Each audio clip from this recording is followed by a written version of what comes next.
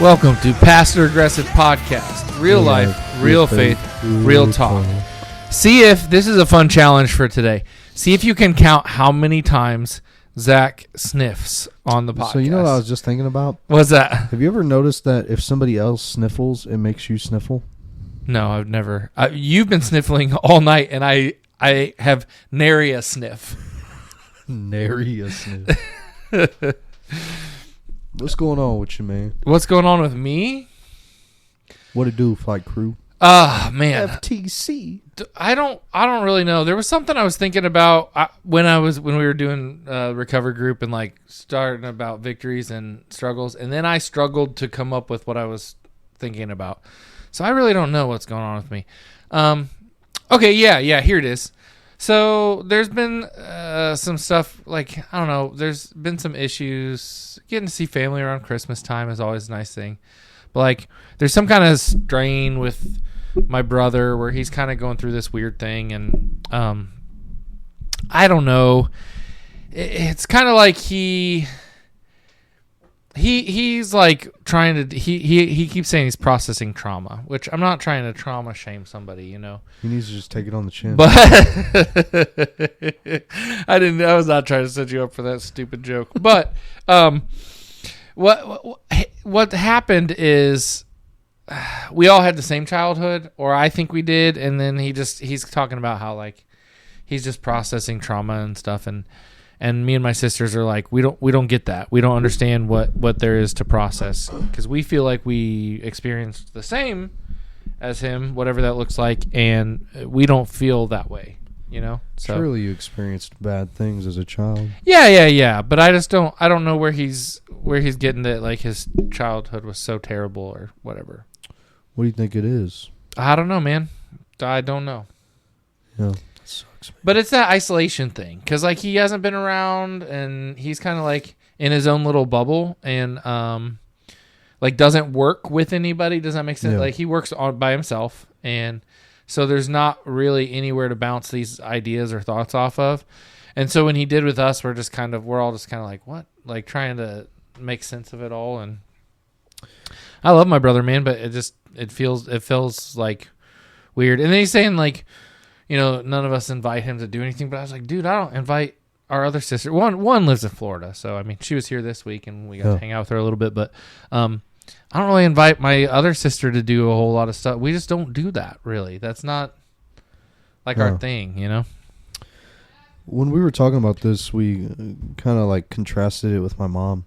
Yeah. And it's kind of funny the way, like, it's not funny. It's unfortunate the way people will isolate themselves, and then they'll like, I don't have a better word for it, and this sounds like rude or maybe judgmental, but they'll kind of pull this victim card, which keeps them in their like trap of, you know, garnering sympathy or having an excuse for their shortcomings or their downfalls. Yeah. And if you were to break that barrier, it's a scary and uncomfortable thing. And that's exactly what my mom does. She'll complain about, you know, people not coming or people only calling when they want something. I remember one time, bro, when I was a kid, I had texted her and I said, Mom, I need some deodorant. And she calls me. She's like, how come you never text me and ask me how my day's going? And I'm like, what? When do you ever... And then coming from her where she's like never reaching out to me, never inviting me to stuff, I'm always initiating it on her behalf so she can feel like she's involved or wanted or whatever. And it's just like, I don't know how to deal with that, because that is this sounds bad in a way, but it's a you problem. Like, that's like, I'm trying to do what I can to make you feel better. Yeah. But if you won't allow yourself to feel better about those things, there's nothing I can do. It's always, where's my deodorant, not how's my deodorant. Exactly. Yeah. Speaking of deodorant, yesterday we were watching the last Conjuring movie, and you know, it seemed like maybe you had again let yourself run out of deodorant, because that movie was like it was in 4D, dude. I could smell those demons. Bro, it was hot. I had to take my sweatshirt off, and that movie sucked, bro. It was really dumb. It was not good until the end, bro. Like, those movies, for the most part, have like put a high emphasis on like trusting God and like God being the one that delivers them from the demons. And then the last one was just like a self-help book. For real. A Danny sermon. Oh, speaking of, so have you heard about this weird trend that's happening now? And I don't understand it. I almost thought it'd be funny if we didn't have the podcast this week and I could just say that we were just doing what all these churches are doing. But I guess this has been happening for a few years now, but a common thing to happen like with really big churches is to just not have church the Sunday after Christmas. Yeah. I did not know about that until you told me about it earlier, and then we riffed on it for like 30 minutes, bro. But it's insane. I've noticed that like it's really prevalent right now. Like I saw it multiple times today online. I saw other people making fun of it. I saw other people like saying that their churches were doing it. And I just don't get it. A big church I drive past, we all drive past on the way to your church. Yeah, was empty. Yeah, and I'm like, what's going on? I didn't know until you told me later that they take a vacation day after Christmas. yeah. Take a vacation. We were talking about this with the ladies from the recovery group. We were picking them up. And she actually said something I thought was it was funny, but it was insightful. She said, imagine if God took days off. Yeah. Yeah. That was crazy. I don't understand the idea of, I mean, I guess I get it, but we're all tired. Christmas is a busy time for the church in a sense, but it reminds me of your sermon today. Actually, something I really liked that you said was, the church is our time. Yeah. So after this busy, especially for like what my Christmas was like, after all this Christmas stuff and all these events and all this happy holidays crap, bro, I just want to be back in the normal swing of church and Christian people around me and just living a Christian life again. Yeah. You know what I mean? Just in a normal community. Christian life. Yeah. And that's what it is. So like when I went to church today, I was better off for it than if I wouldn't have gone.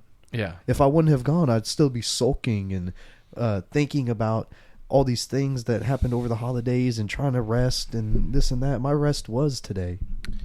Yeah, and I think that's the thing that gets missed a lot is that when we turn church into a chore, then it kind of does lose its whole purpose.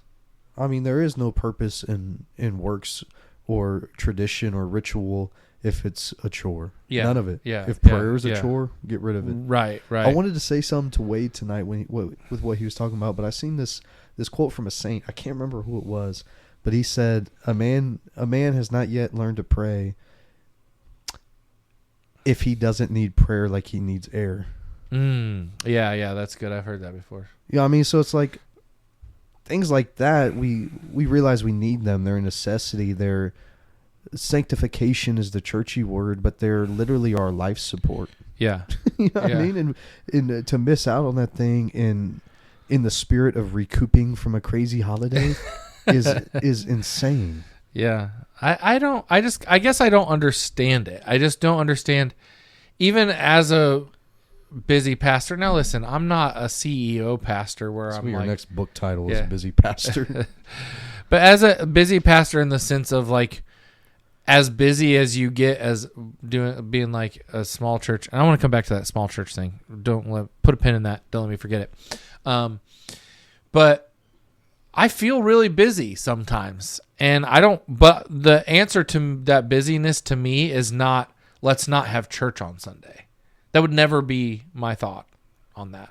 It's not a busy thing. I mean, even you, like, we're talking about how you weren't like super prepared for this, and you're now even less prepared for the next week. Oh yeah, doesn't that give you something like purpose? It gives me something to be excited about going into the week. Like, dude, other people's Monday, they're not looking forward to Monday. You're looking forward to Monday because you got a new job and it's exciting and new.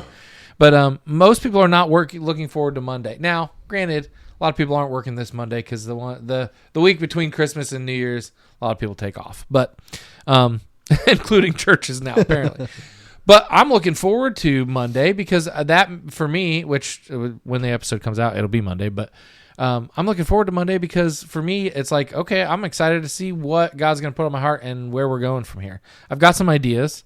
One you didn't really care about, you thought was topical, but I think it's a cool idea. No. It's not that I don't care about it. I love that topic. I really do. I think that'd be a cool idea. We'll see where it goes. I'll mess around with it tomorrow and see what happens. What is it, so people know what we're talking about? Yeah, so I had this thought for a sermon series, and I think it'd be something like the series title would be like Context Matters or something like that. And basically, this idea of like taking these commonly misused scriptures that people will like hang up on their wall in a painting or something, and then contextualizing them within the rest of the chapter or the book that they're in, and like showing like, okay, the way you're using that might make you feel all fuzzy, but it's not actually. Like the big one is Jeremiah 29:11, right? Yeah. Super inspiring verse. But again, it's in the midst of kind of like that verse I preached in Hosea for Christmas. It is inspiring, but it's in the midst of God saying like, lock in because you're going to be there for a while in exile. Yeah. And in the midst of that, he says, I know the plans I have for you. So it's like, he's basically saying, you don't get to know the plan. Yeah. And that, when you look at the context of it, is not this like really feel-goody verse. It's kind of like a verse that makes us feel a little bit cruddy because we want to know the plan. Yeah. And we don't want to build a house in the exile place because we don't want to be there forever. No. But guess what? Sometimes we're going to be there for a long time. So buckle up and just trust that God has the plan. And so like that's the idea, is like taking verses like that. And there's so many more. There's hopefully I don't get caught stuck in this exile and I end up living in your basement for the next 20 years. Dude, I literally built a home here. Yeah, you literally built a home here. Next thing I know, you're going to be planting a garden and eating the fruits. I don't know, but that's a thought I had, and I think that could be a really good thought. But again, that takes us out of this mentality that I think the idea of needing a rest from church comes out of. Like, yeah. I think it comes from that same mentality of like, let me just pick the verse that makes me feel good. And when you're in exile, it's almost like in America, if you're like truly a Christian, you're a little bit exiled. I used to think people were crazy for saying that, and I'm like, well, you don't know persecution like the Apostle Paul knew persecution. But now that I work in a secular environment, I definitely understand what it's like to be a Christian around non-Christians. And what do you do with that? Yeah, and that doesn't necessarily mean persecution, but it definitely it means you feel like you don't belong.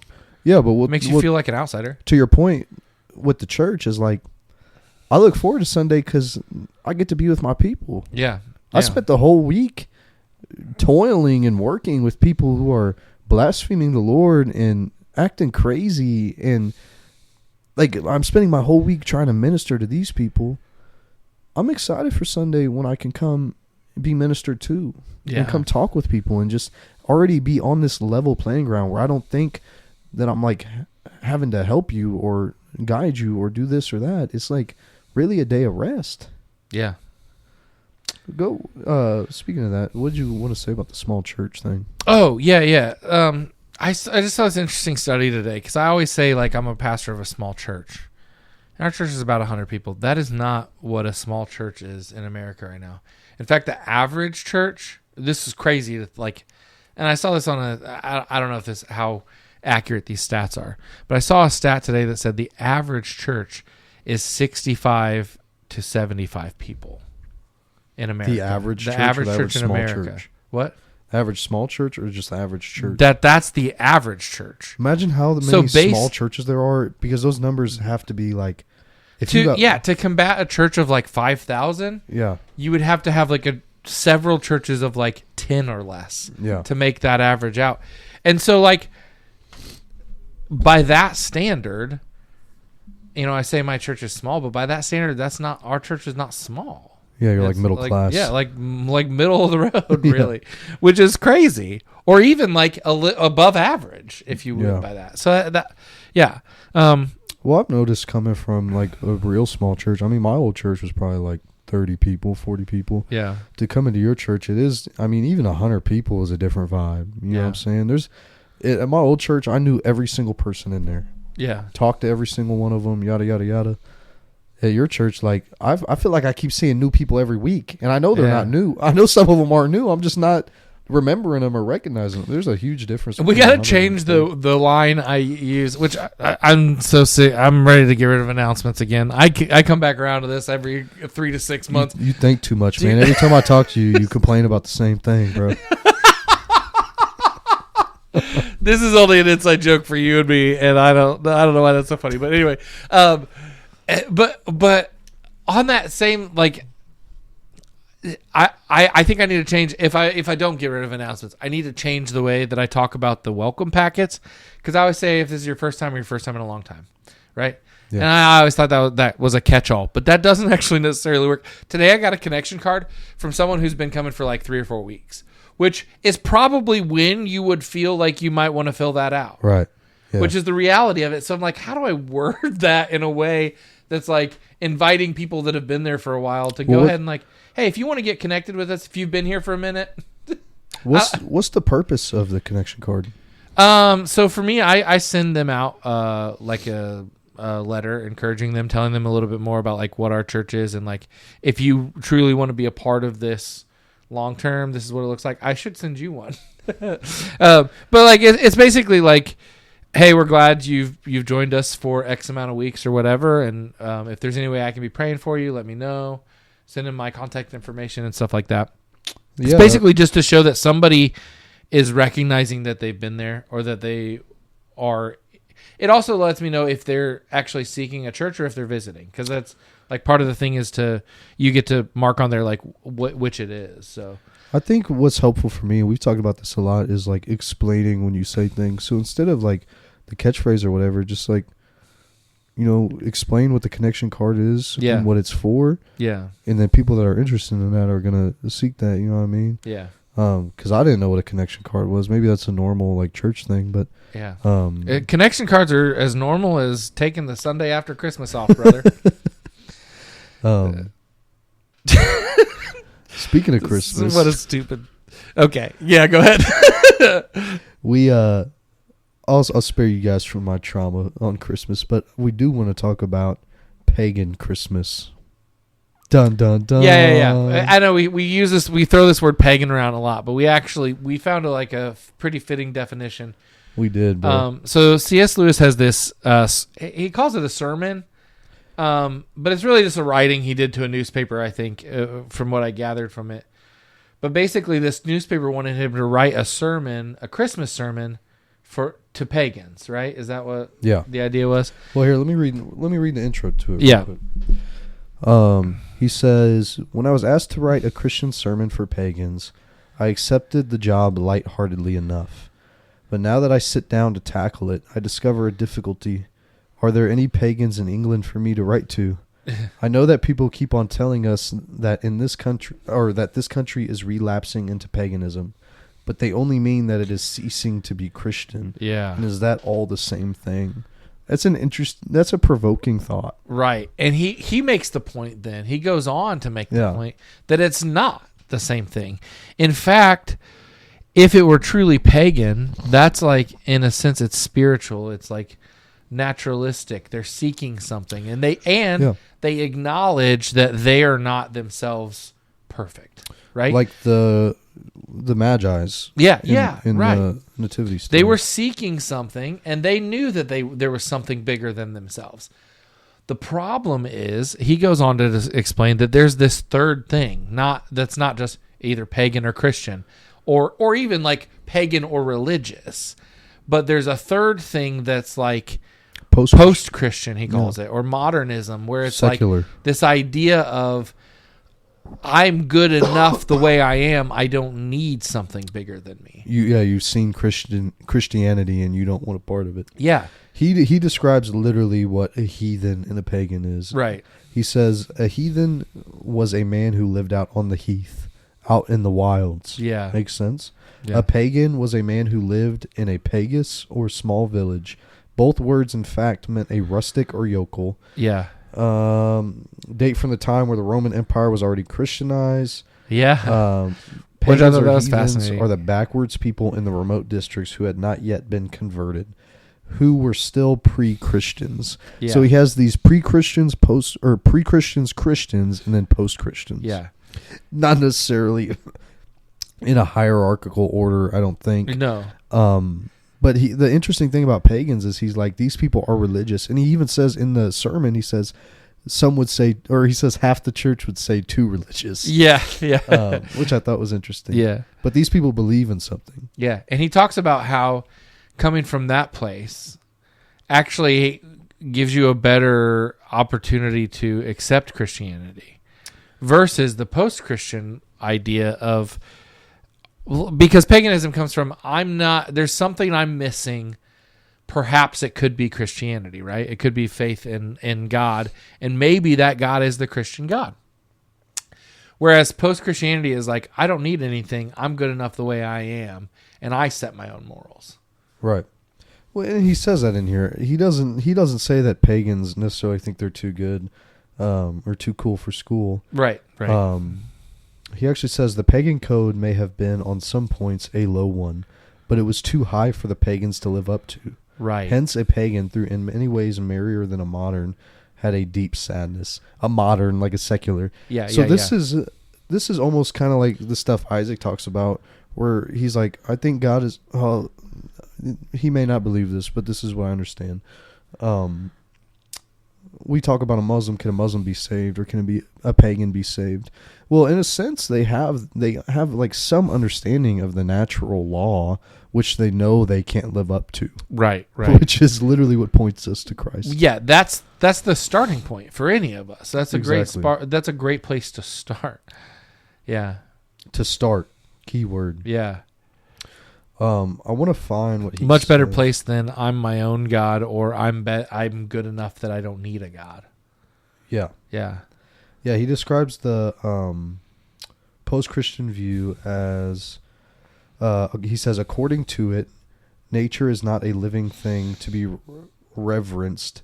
It is a kind of machine for us to exploit. There is no objective right or wrong. Bam, that's true, especially nowadays. Yeah. It's funny he's writing this in like the 50s. It's crazy. Yeah. Like his third Space Trilogy book.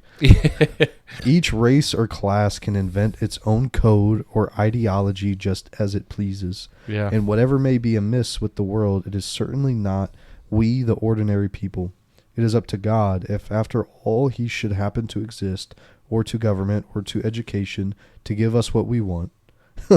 They are the shop, we are the customer, and the customer is always right. The customer is always right. I love that.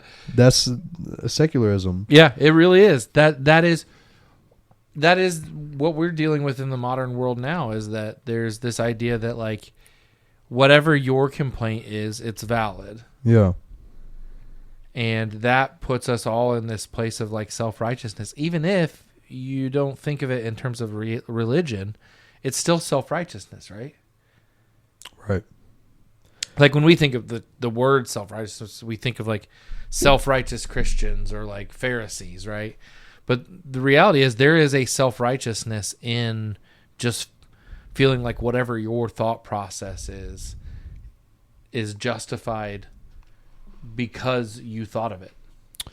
Yeah, this almost gives me a softer heart for pagans, because in my mind it's like pagans. So in our context, people who believe in crystals or believe that the sun is God, Yeah. or people that believe in Ouija boards or talking to spirits or whatever you may be, the crystal ball Astrology, stuff. Those people are at least seeking, and I can guide them to the cure. A post-Christian yeah, is what we should be combating. I'm not combating pagans. In a way, I am, right. but I'm really at More war. like course correcting. Yeah, I'm at war with the. I'm at a spiritual war with the post-Christians, Which because is they interesting coming from a nonviolent Tolstoyan like yourself. Bro, we just read in 2 Corinthians 10, bro, Yeah, about it not being a a war of flesh. Yeah, yeah. So this is the distinction he makes. He really clears it up here. I love this part. He says there are three kinds of people in the world: those who are sick and don't know it, the post-Christians; those who are sick and know it, the pagans; and those who have found the cure. Yeah, that's awesome. Or, as John Calvin would say it, those who the cure found. Oh, that's funny. I'm reading this John Calvin book. It's gotten pretty boring. But you don't say. I'm trying to like. We talked about church unity. We could probably get into that. I don't know how much time we've got left.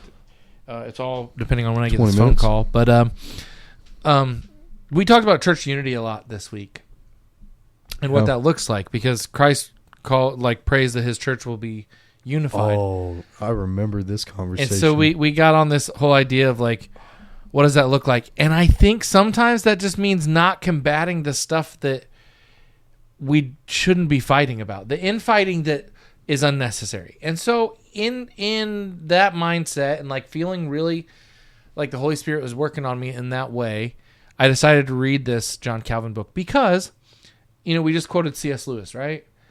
And I quote C.S. Lewis an awful lot. Yeah. There's a lot of stuff I really agree with on C.S. Lewis of what he wrote and what he believed. But, there's probably as much that I don't agree with. Really? But for some reason, I give C.S. Lewis a pass, right? Like what? Maybe it's unimportant. Well, no, I think his views on eternity are kind of weird. Like he sort of has like this purgatory kind of belief. You really think so? I mean, the way he writes it seems that way. The Great Divorce. He's a little bit universalist in his beliefs too. Although I would argue that, Isaac and I had a conversation similar to C.S. Lewis's view on that. And you were even talking about how maybe a Muslim is easier to come to Christianity than, someone who's like no religion at all or whatever. But yeah. And maybe that's more what he's saying, but the last battle, the last Narnia book, there's kind of like this almost universalist thing that happens where this analogy for a Muslim, it gets to the new Narnia, and Aslan's like, no, you were serving me the whole time. You just were basically saying the wrong name, but you were doing all the right. You were serving me in the way that you were living your life and seeking me. You just didn't know who you were seeking. And that kind of feels a little universalist to me. So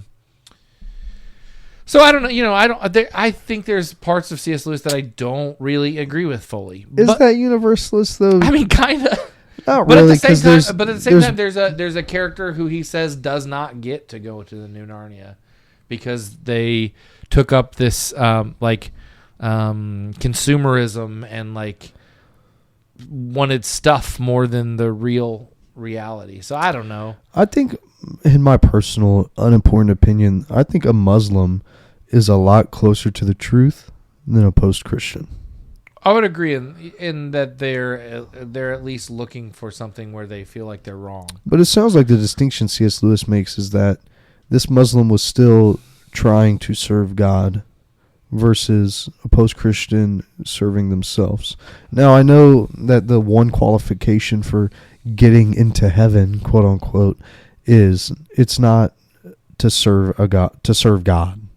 That's not the means to get into heaven. But it's a trust in Jesus. In Jesus. Right, yeah. Which Islam directly denies. Right. Like we could trust in Jesus, but if the resurrection didn't happen or him dying on the cross didn't happen, us trusting in Jesus would be like us trusting in Abraham. Yeah, there's this there was this interesting thing I read today that I can't remember who the quote was from, but he said that the problem isn't making Jesus our Savior, because a lot of us want to make Jesus our Savior, but in order to make him our Savior, we have to first make him our Lord. Yeah, and that's the part that I would argue is the part that they don't they don't want any part of that. So yeah, I don't know, but all I'm saying is in that I was like, why do I, and like Tolstoy, I read that Tolstoy book and I agree with a lot of the stuff Tolstoy says. There's some stuff I don't agree with. Like I don't agree with his idea, his idea of eternity doesn't really feel like what I believe eternity is. He doesn't even believe in an eternity. Yeah, he doesn't believe in an eternity, which I don't. From what I read. That seemed like what it was. And like some of his thoughts on self-defense, I'm not like 100%. Well, self-defense maybe, but like defense of your family or your loved ones. I don't know. I don't fully buy into, but I agreed with a lot of the stuff he says. Why not? Because I feel like we have some level of responsibility to defend those who can't defend themselves. Is that from the Bible? Yeah, I think so. I think so. Anyway, regardless, the point I'm trying to make here is I wanted to give John Calvin that same credit because I've only heard of Calvinism from what people say Calvinism is. And I know of this sermon that like the one I always dog on where basically he's essentially says like that the unelect babies go to hell. And I was like, I don't really love the way that wording. And I don't really believe that, age of accountability and all this stuff that I believe Scripture backs pretty strongly. And then like the elect thing, I have a different understanding of that than how John Calvin describes it. The tribe of Jacob Jacob, his people were the elect, right? But not all of them were saved, right. And so that whole thing sparked in me this idea of like maybe I need to read some John Calvin in order to be able to say, okay, these are the things I agree with and like, and these are the things I don't agree with, and then defend my stance on that. So I'm trying to do that more. Read people that I don't like instead of creating like this isolation bubble that we talk about. Instead of creating this bubble of only reading people that I agree 100% with or that verify my own biases.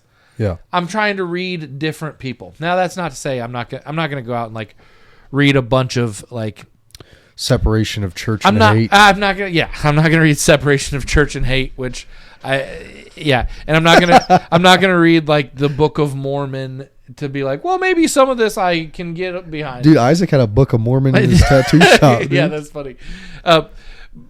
But I'm thinking more of like I'm going to read these Christian writers, and I've been reading a lot of like recently. I've been really digging into the church fathers. Polycarp, I'm a big Polycarp guy.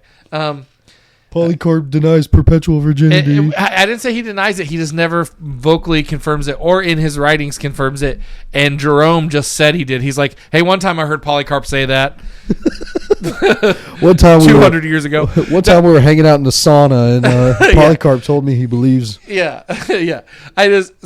So I'm trying to read more Christian stuff that doesn't necessarily fit into my bubble or my specific worldview or my specific denomination for that fact. I think that's healthy. And I'm getting a lot out of it. And what it's doing for me is I'm finding that there's some things when Jesus talks about how he wants us to be one and he wants us to be unified, there are some things I feel like where we infight about stuff that just doesn't matter. Yeah, but this led us down a whole rabbit hole of what matters. It did, because I was talking about the perpetual virginity of Mary and how, like, you were saying, like, why did all the church fathers believe that then? And then I was like, let me look back at the ones I really like. And I did. I looked at, like, Polycarp and then Ignatius, Justin Martyr, and couldn't find where any of them, like, specifically said that thing. In fact, they all are very much clear on she was a virgin when she conceived and gave birth to Jesus. And I believe that 100%. So I got some helpful insight on this, though. It was interesting, and it makes sense logically. I mean, neither of us really have any proof, but what's his name? The guy that quotes Polycarp, Jerome. Jerome, yeah. So Jerome says, he's like, saying all this is happening, and we're hearing all this about 400 AD, 350 to 400 AD, right? And he's like, he basically says the reason we're writing about it now is because it wasn't in contention until now. Right. So the letter he's writing is to a church. Yeah. Jerome is writing this letter to a church to correct misunderstanding. Yeah. So that would make sense if that was the case. Yeah. And I can see that. But to my point, I don't know why that specific issue matters so much. I think from their point of view, it's like Mary was a holy vessel who was to remain unscathed, unpenetrated, some would say. Yeah. Unsanctified. Do you want to get into that? We don't have a whole lot of time, but we could get into that. Well, first of all, I want to talk about. I want to talk about this. What's right and wrong in the church and who is the church? Because we came to an interesting realization on who is the church. Do you remember this? No, enlighten me. I can't remember what the verse was. So just trust me, boys and girls out there. Trust me here. You brought up some verse, and I was reading it, and Jesus was talking about the separation of the world and the church. And he talks about being of the world. Right. So what is the church? They are not of the world. They are not conforming to the world. Yeah. Who is conforming to the world? I would say some United Methodists are conforming to the world. I would say a lot of these mega churches are conforming to the world. Yeah, okay. And let's define conforming to the world. Entertainment, consumerism, identity events, politics. Sure. Politics, events, catering to children or to women. I saw this interesting study on how most churches are catered to women, to almost like, more women go to church than men. Why are men not coming to church? We see tons of women in there who have husbands at our church that their husbands don't ever come. Yeah. So it's like, why is the church organized this way? Women are the main consumer in America. Yeah, yeah. You know what I mean? It's like, okay, so what's going on here? It's weird. So who is of the world and who's not? When I go to an Orthodox church, it really feels otherworldly. Yeah. Not of this world. Yeah. When I go to a Catholic church now, I've never been to a Catholic church, but from what I've heard, these more there's like secular Catholic churches. Yeah. Now there's like traditional Latin Mass Catholic churches and stuff like that. But who is conforming and who's not, and what amount of conforming is okay? Yeah. Yeah. Yeah, I think that's fair. But we've come to the conclusion that maybe the denomination is not really the identifier of who is the true church, but rather the characteristic of how much are you conforming to the world versus how much are you trying to be like Christ. Right, like having candlelight services with electric candles. And with electric candles controlled by your Alexa devices. But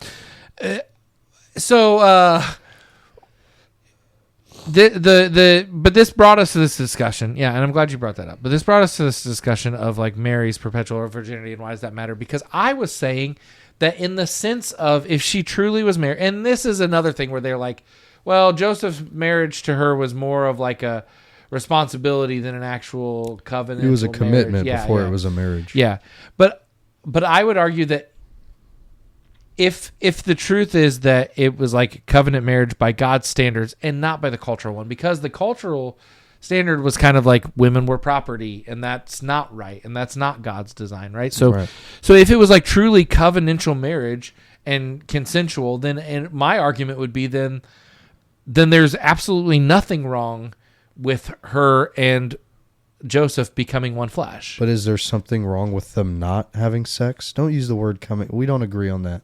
I don't becoming one flesh. You don't agree with it? That's what you don't agree that that's an actual literal thing. No, but we need to save that for another podcast. Is it wrong for them never to have sex after the birth of Jesus? No, it's not. But so why would the other have to be true? I don't think it has to be true. I just think based on the evidence that I see, it seems to indicate that they were married in the physical sense as well. Have you ever thought about this though? Like the disciples, we never have any recounting of them going back to their wives and being with their families. That is interesting, but we do have. Never mind. I was gonna say we have to have descendants of them because otherwise apostolic succession doesn't make sense. But but I guess that's not like a biological thing. So as they were doing, they left their wives and their families to pursue the gospel. In Acts, Mary gave birth to our Lord. I would have to look back at this, but there is a verse in Acts that talks about the disciples and their wives and their children, certain disciples. So that like there's more to, it's not just I don't know. And It's the not just chosen like- bro leaves his wife. It's not like Peter's like, see you later, Eden, which was probably not her real name. That's just a made up name, but but it's not like he's just like, peace out. I'm never going to see you again. But surely there was a more important, higher calling than, living out my life with my wife and banging her all the time for pleasure. Right, but there is. You really are trying to get me to talk about this topic that we don't have time for now. It's going to have to be for another week. But there is. I think, but there's a partnership in marriage that, and I don't mean this is going to sound such a jerk thing to say. Please don't take it how I don't mean it. But there is a partnership side to marriage that you would not quite, that you wouldn't understand because you're not in that situation. Sure. And I would argue that, I don't love when people are like call the pastor and his wife both, like pastor so and so and pastor so and so. You know what I mean? Like, what do you mean? Like Pastor Jim and Pastor Mary, but it's a husband and wife. But the pastor is Jim, but they call them Pastor Jim and Pastor Mary. But to an extent, I understand what they're meaning in that like there is a partnership in ministry when you're married, where like you're just like Tiffany today was talking about how she's not going to play music every week like she's been doing this next year, and like really prioritize not doing it every week. And not overdoing it. But there is some level of expectation where like she's going to be involved in some aspect of the ministry, because that's part of being a pastor's wife, is being part of the ministry. And she has her own ministries too, and I support her in those things. But do you not think that there might have been some level of Peter's wife partnering with the ministry? But to your point though, bro, like Joseph and Mary, imagine the ministry that they have to devote themselves to. Yeah. After Mary gives birth to Christ. Yeah. That's way bigger than being a pastor. You know what I mean? That's like you guys still have a life and still have time. Like Mary gave birth to Jesus, and they're like running from the king who's trying to kill their baby. Yeah. And they're going through all this. They're raising the Son of God, and Mary and Joseph know who he is. Yeah. So they have a huge calling. And if I was Joseph, I don't know if I'd want to have sex with the woman that gave birth to Jesus. Yeah. Things don't just go on normal after that. And I don't know, bro. It's purely speculation. And we've talked about Bible verses. Jesus' brothers and sisters. They would say the brothers could mean cousins. The same way I would call you my brother. We argue this point. This is where we went back and forth. Is I brought up another verse that I had not seen. So there's the I have it. And Joseph did not lay with her until she had given birth. And so, but then the argument there is that the word until could mean just like until, but also afterwards. And I get that. And that's a good argument. Then it talks about, when Jesus goes back to Nazareth, and they're like, isn't this Jesus who is the son of the carpenter, the son of Mary, the brother of James and Judas, and then also his sisters live amongst us. And the brothers word could mean cousin or close relative that's a male, but the sister's word doesn't have that same connotation, right? So but then the argument could be made, and this is the other argument that is typically made, is that Joseph was married before, and these are his kids from a previous marriage, which would make sense because Joseph was the caretaker of Mary. Yes. And then the other side of that is some people would go as far as to say that Jesus is being disrespectful if he truly does have brothers, and yet he says to John to take care of his mother instead of one of his brothers. But I don't. That one is the weakest of the arguments. Yeah, because Jesus had an eternal perspective on brotherhood, where he said, like when he was in the synagogue and he was teaching, and the guy's like, your mother and brother and sisters or whatever are looking for you, and he's like, the people you see around me are my brothers and sisters. You know what I mean? He had this eternal perspective. What you brought up, which was compelling, was I don't even have in this text where it comes from. Oh, Luke 2:7. It says, and she gave birth to her firstborn son. Yeah. So the argument you made about, display your argument. You want to see this? That word, the firstborn thing, you would not use if that to say first, you would say only son. You would not, or just, and she gave birth to her son. Why would you say firstborn if there's not others to come after? Vodi Bakum makes this argument not about this same thing. He's just talking about, he's actually defending the idea of like the resurrection and how we will be resurrected with Christ. And so he's making the argument that Christ is the firstborn of the dead, and you would never say firstborn if there aren't others to come after. Yeah, right? So we went back and forth on this a lot. I'm just going to read it. Okay, yeah, please. It's in Colossians 1.